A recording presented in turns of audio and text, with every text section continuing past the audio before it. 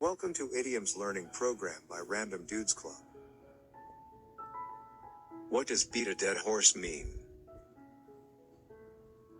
It means wasting effort on something when there is no chance of succeeding. This idiom originates from a literal meaning in which a horse owner or rider would hit a horse to make it go faster.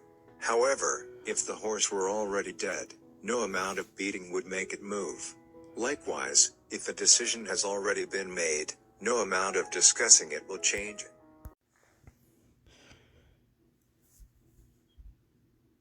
Shalom, shalom. First off, I give all praises, honor, and glory to Yahweh, Ba'ashem, Yahushai, Ba'ashem, Rakakadash. Yahweh being the true name for the Heavenly Father, Yahushai being the name for His only begotten Son, the world Italy calls God, and Jesus Christ. I want to give double honors to our apostles and elders, great millstone, that taught us truth and will well, and sight to see, hopefully, person's truth and honesty, sincerity. Spirit of Yahweh comes to another lesson of spirit power, Yahweh Shem Yahushai. And this lesson is going into words of wisdom and advice for spiritual growth. Beating a dead horse. Brothers need to make sure that you remember this phrase and this saying and apply it to, your daily lives as well as while you're out teaching. When you begin to, not follow this, it's going to get you extremely frustrated, or eventually lead to an event in your life that will be extremely frustrating and exhausting. Because beating a dead horse will wear you out, will take all your energy. These people or these women will just simply not get it. Okay? And the scriptures that's given to us to abide by that, basically follow this slogan.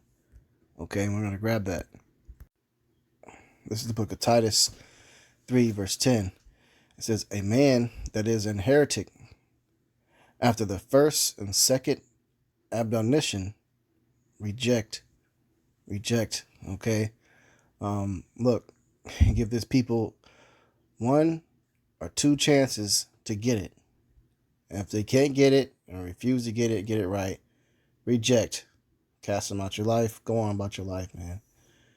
Just pretend like they never existed and don't even bring a thought to them, because there's no point. They won't get it. And you could apply this in your personal life a lot, and it will save you a lot of frustration and anger. Especially when dealing with these women in the world. They won't get the truth. They won't receive it. The very, very small, minuscule amount of them will receive it and receive the correct order of the truth. Most of them are just not going to get this thing into the kingdom.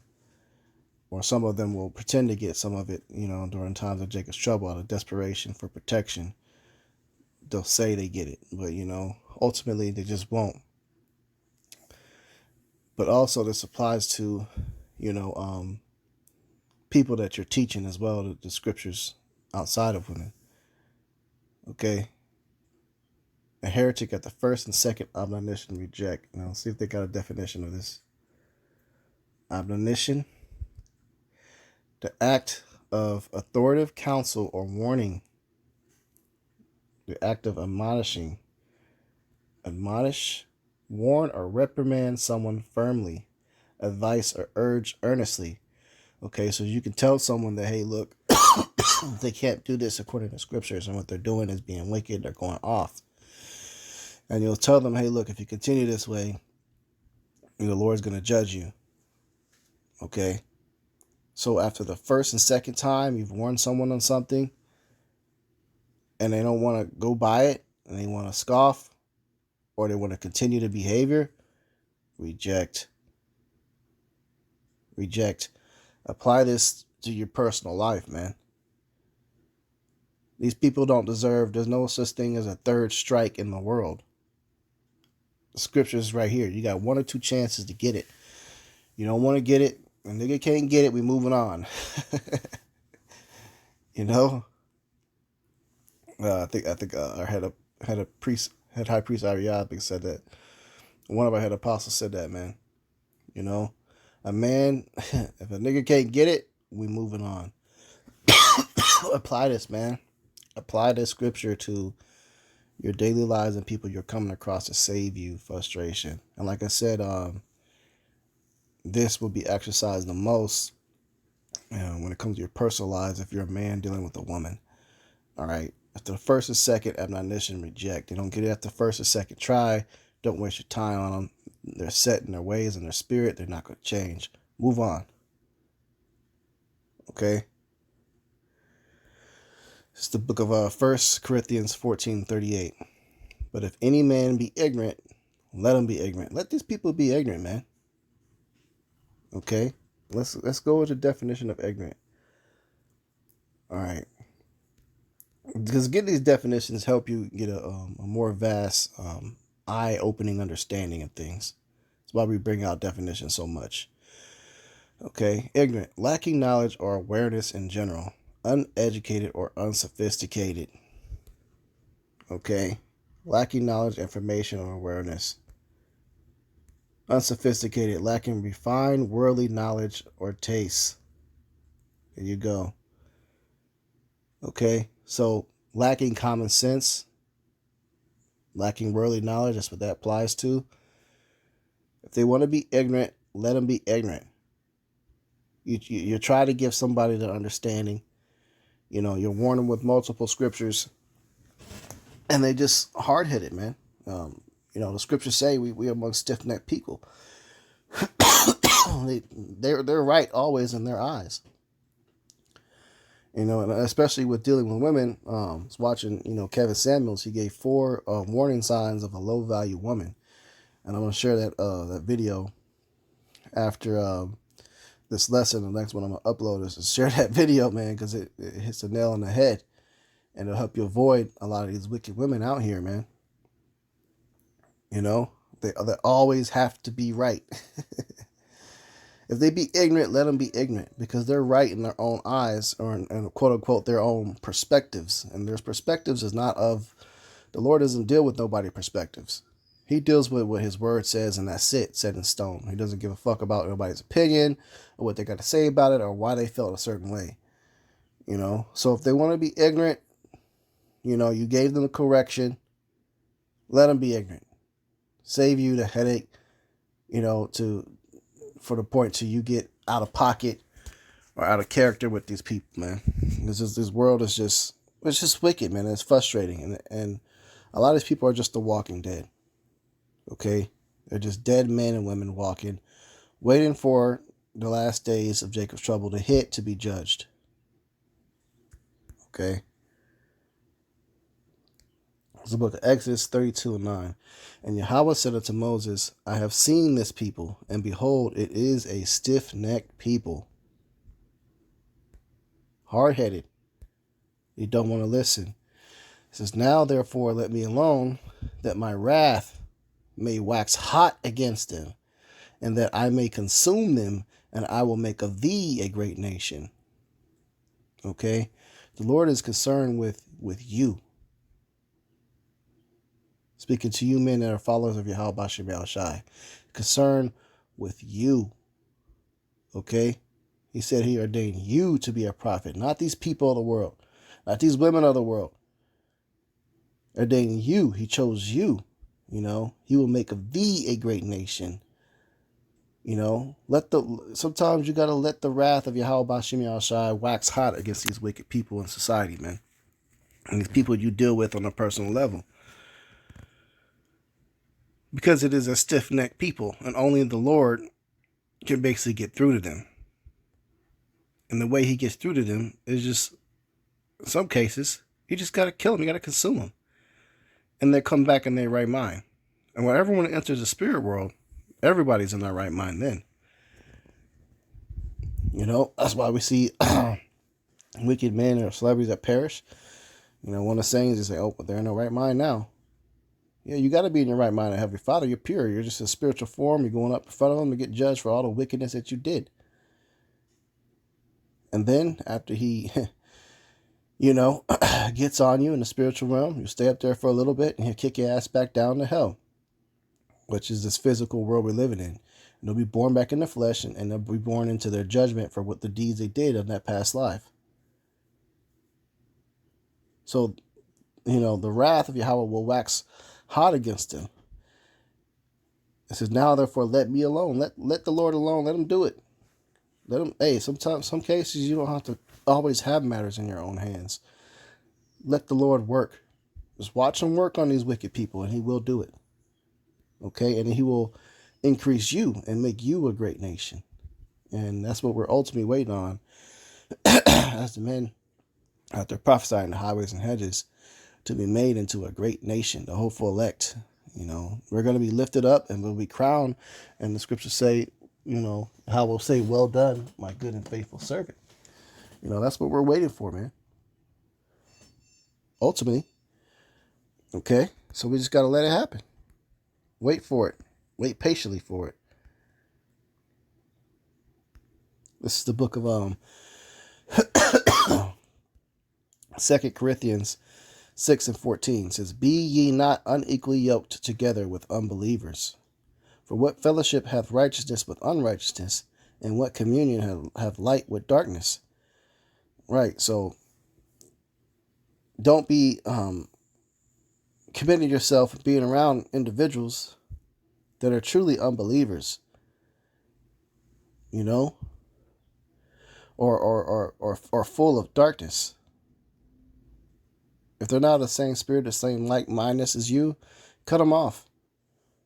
Cut them off. If they're full of envy, wrath, anger, contention spirit, there's no point in staying around that, man. That's not being equally yoked, because equally yoked is somebody that's like-minded as you and following the scriptures of Yahweh Bashem Yahushai and actually carrying yourself in those attributes. When you got someone that's constantly going off around you, you got no point. You got no business staying around them. You're not equally yoked. You shouldn't be wanting to go out to a place to befriend somebody that is not a follower of Yahweh Bashem Yahushai. You should be focused on the men that are already following Yahweh Bashem Yahushai. Keep the company who's going to bring, you to level up, not to backslide into the world. And people that are concerned that want to live like that and want to pursue people, the world, and want to love the world and want to have a bunch of friends, cut them off. Let them go be a part of the world, which they want to be a part of. Okay?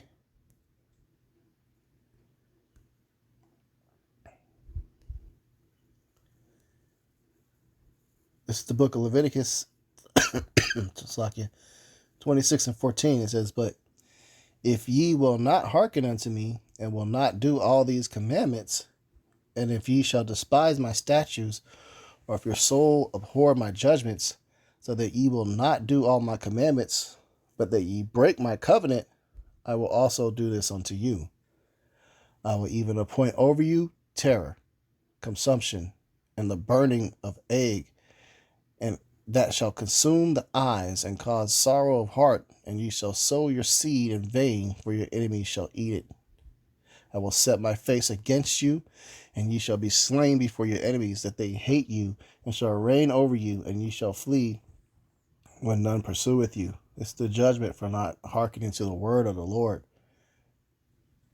which the Lord set up prophets, his mouthpiece, at the highways and hedges, men that are chosen to teach this word. And there's a lot of spiritual signs of who those men are. And these men give constant warning every day to people at the highways and hedges, and the people in their family circles, and even their personal homes. And at all those locations, you have scoffers and scorners, that people that refuse to do and keep those commandments and think they're right in their own eyes. So therefore, this type of judgment that we read will come to them. Let the Lord work. Let him do it, man. To the second or third admonition, reject. Matthew 10:14, and whosoever shall not receive you, nor hear your words, when you depart out of that house or city, shake off the dust of your feet.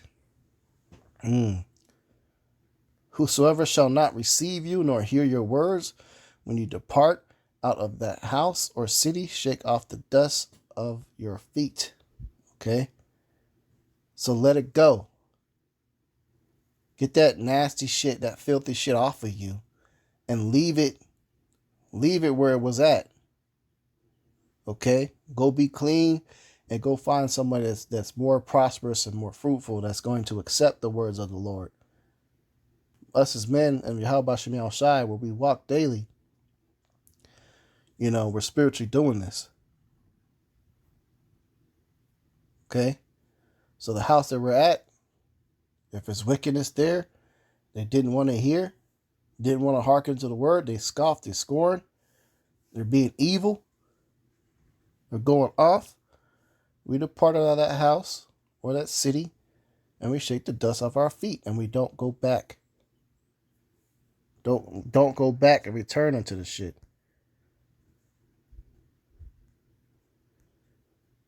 The second and third admonition, reject. Okay? Don't beat a dead horse. Remember what admonition means, the action of admonishing, authoritative counsel of warning. Try to warn the people, which we're commanded to do. Commanded to warn the people, to save their life. That way the blood's off our hands. We can't be on our spirit that we let the person down or let them die. We warned them. So learn how to just let these people have it, man.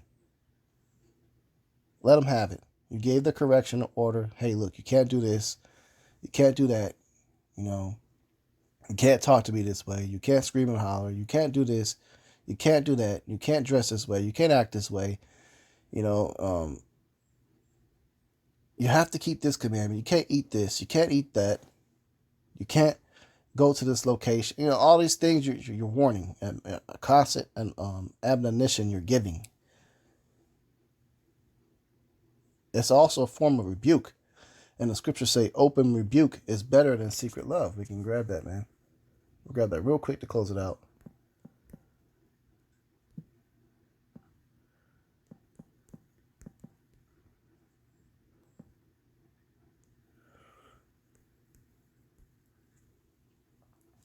Proverbs 27:5. Open rebuke is better than secret love.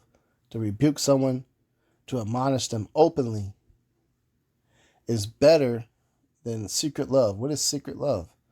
Secret love is that that affection, that lovey-dovey shit in the bedroom and stuff, or maybe it's just like parent to child affection, hugs and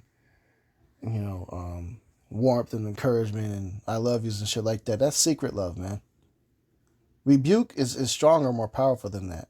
Why? Because you're saving somebody's life when you're rebuking them. Okay? And these people of the world that actually truly hate you will not want that rebuke or not appreciate that rebuke. They'll take offense to it. So let them go. All right, so with that, those words us is edifying. We'll close out. Give all praises, honor, glory to Yahweh, Hashem, Yahweh Shai, Bashem HaKadosh. Double honors to our apostles and elders, great millstone, touch the truth of them well. And citation, hopefully, which is truth and honesty, sincerity. Shalom.